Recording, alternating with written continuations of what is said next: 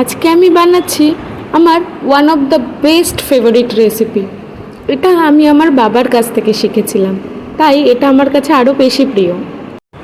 তার জন্য আমি নিয়ে নিয়েছি চাল আর তার অর্ধেক পরিমাণে মুসুর ডাল।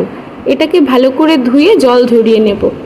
এরপর কড়াইতে তেল দিয়ে দুটো ডিম ভেঙে নিয়ে ডিমের ঝুড়ি করে নেব। ডিমের ঝুড়িতে এক্সট্রা করে লবণ দেওয়ার দরকার নেই।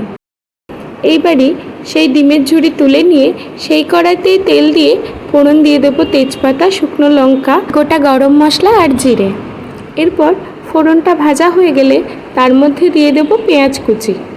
এখানে আমি আস্ত রসুনও ব্যবহার করেছি। এই রসুনগুলো দিলে এটার টেস্ট আরও বেশি ভালো লাগে। এইবারে পেঁয়াজ আর রসুনটা একটু ভাজা ভাজা হয়ে গেলে তার মধ্যে দিয়ে দিচ্ছি টমেটো কুচি। টমেটো কুচি দিয়ে ভালো করে নেড়ে চেড়ে নিয়ে তারপরে তার মধ্যে আদা, রসুন, লঙ্কা আর জিরে বাটা দিয়ে আরও ভালো করে কষিয়ে নেব। আর দিয়ে দেবো একটু গরম মশলার গুঁড়ো আর পরিমাণ মতো লবণ আর হলুদ। এরপর দেখো যে চাল ডালটা ধুয়ে রেখেছিলাম সেটা দেখো একদম জল ঝরে ঝরঝরে হয়ে গেছে। এইবার এটাকে ওই মশলার মধ্যে দিয়ে বেশ কিছুক্ষণ সময় নিয়ে ভাজতে হবে। যখন পটপট করে চাল ফোটার আওয়াজ হবে তখন বোঝা যাবে যে চালটা ভাজা হয়ে গেছে। এরপর ওই যে ডিমের ঝুড়ি করে রেখেছিলাম সেই ডিমের ঝুড়িটা দিয়ে আরও খানিকক্ষণ নাড়াচাড়া করে নেব। যদিও এটা ওয়ান পট রেসিপি, আমি তাড়াতাড়ি করার জন্য এটা প্রেশার কুকারে দিচ্ছি।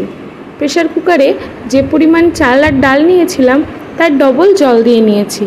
এবার জলটা একটু গরম করে নিয়ে এইবার পুরোটাকে ওই জলের মধ্যে দিয়ে দেব। ভালো করে জলের সাথে মিশিয়ে নিয়ে প্রেশার কুকারের ঢাকনা এঁটে একদম লো আঁচে দিয়ে দেব। 5 মিনিট মতো লো আঁচে দেওয়ার পরে আর জোরে করে দুটো সিটি দিয়ে এবার নামিয়ে নেব এটাকে।